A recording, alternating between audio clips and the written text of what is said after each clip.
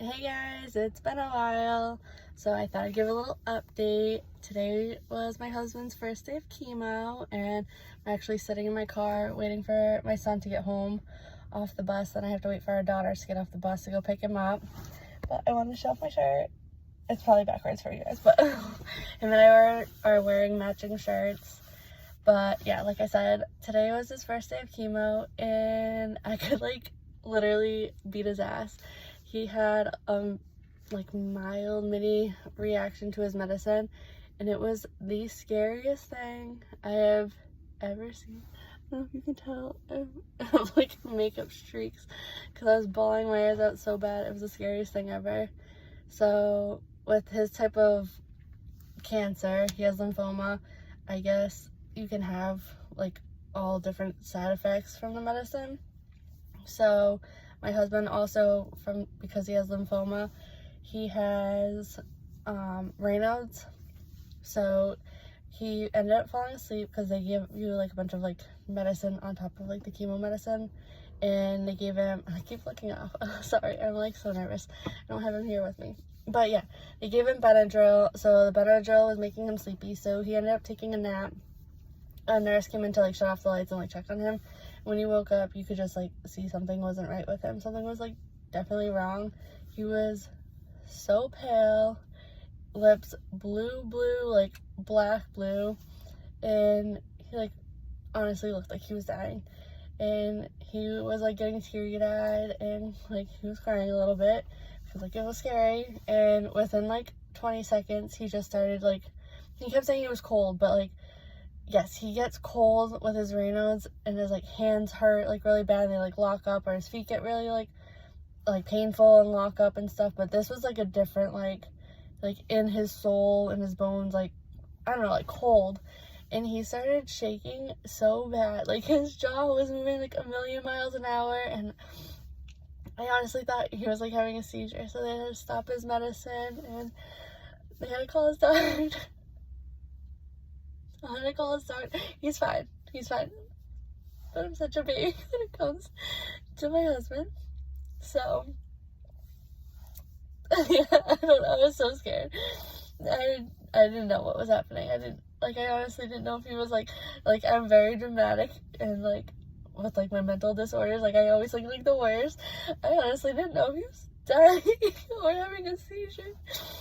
But he's okay. They ended up stopping his medicine, I think, for a good hour, I want to say.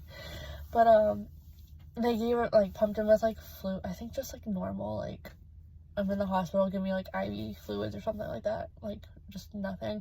I know they gave him more Benadryl, I'm not even gonna pretend I know what the medicine is, some other type of medicine. And then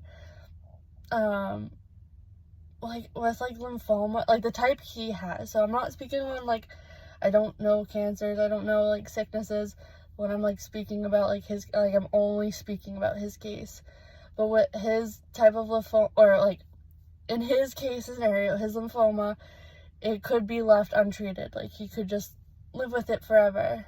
But because, I don't want to say a strong or bad case, but because all his symptoms are progressively getting worse, especially his Raynaud's, his doctor was you definitely should keep going with the treatments. I mean, not that we were thinking about stopping his treatments at all. We were gonna fight this and kick cancer's ass and get him all better. But I feel I started rambling and lost what I was saying. But yeah, so they ended up turning his medicine back on and starting at a lower dose, and go eventually, I think, get it to where it needs to be. But day one, and then he goes tomorrow to get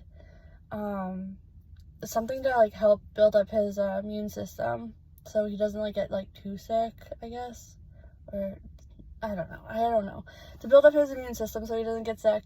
But then with my husband's lymphoma, he has mouth bleeding, his mouth bleeds a lot, and he's on some type of acid medicine that he takes when he's bleeding. So he has to take 2 pills in the morning and then 2 pills at night, only if his mouth is bleeding, and it's always bleeding. So because his mouth bleeds, and it's a lot, not really necessarily during the day, but especially when it gets cold, and for whatever reason at night, his mouth is like the saddest and scariest thing ever, but his mouth bleeds so much that his hemoglobin, I think it's his like blood count is literally 7.1, and if he gets under a 7, he's gonna need a blood transfusion, which, like, that just, I don't know what scares me worse, like him having cancer or having to get like a blood transfusion. Well, it all scares me, I don't know, but just the thought of like, oh, you might need a blood transfusion. I keep telling them like, hey, just take my blood, like, I don't know, but I guess it doesn't work that way. But like, since he first went into the hospital in the ER when all this started, I was like, can you guys just start like draining my blood now to give to him, because just want him home and better. So that's like all the updates for my husband. Oh yeah, so then keeping up with his immune system, like, it's like another IV. He had to get a port, so it all goes through his port. So his immune system stuff will go through his port tomorrow. Oh yeah, that's what I was saying. But with his blood count being so low and like possibly have to get a blood transfusion, he has to get on Monday. So on Saturday, until he's like done with his treatments, every Saturday and Sunday he has to take some type of medicine. Like I said, it's so much, like so much. I have to like study it all tonight. He has to take some certain medicine on the weekend to make sure he doesn't get kidney stones or a kidney infection, something with his kidneys. Then on Monday, he has to go in, and it should be like quick and easy, but he has to get an injection, I believe it's like a shot, in his stomach on Monday. So he has his treatments. He'll have his treatments every 3 weeks, every 3 weeks. On Thursdays, chemo, Fridays to build up your immune system, and then Monday he'll get an injection to help build up his blood.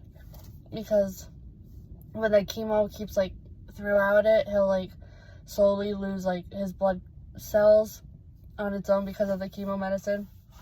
Excuse me, sorry. But then on with his mouth bleeding being a sign of the lymphoma, he's losing even more blood. So I just like picked up his prescriptions. I had to get like a lot more, plus like to refill his like other medicine. And I like just, I'm just such a hot mess. I just started bawling my eyes out at the counter, picking up his medicines. And another thing is, I don't know like a whole bunch about like healthcare, insurance and stuff. Like, I'm no pro at all, but seriously, like, all I have to say is like, fuck the healthcare system and like fuck insurance, because I just, on my own, me just not really knowing what I'm talking about, but like, this should all just be free, because one of his medicines he needs to help with his rhinos to get his like blood flowing, and our insurance company like all of a sudden refuses to like cover it again and like won't refill it, and then we have to like go through some other place, but they keep saying like we don't have a pre-authorization from our doctor, but we do, and we even like got a letter in the mail from the insurance that it was all cleared, but now that like we usually go through CVS, but now we have to go through something else, but that something else keeps saying they don't have. It's just so annoying, and like my husband needs this medicine because it helps with his cancer and everything, and it's just so frustrating. It doesn't help because my husband and I don't fully know what we're talking about. I have wicked bad anxiety.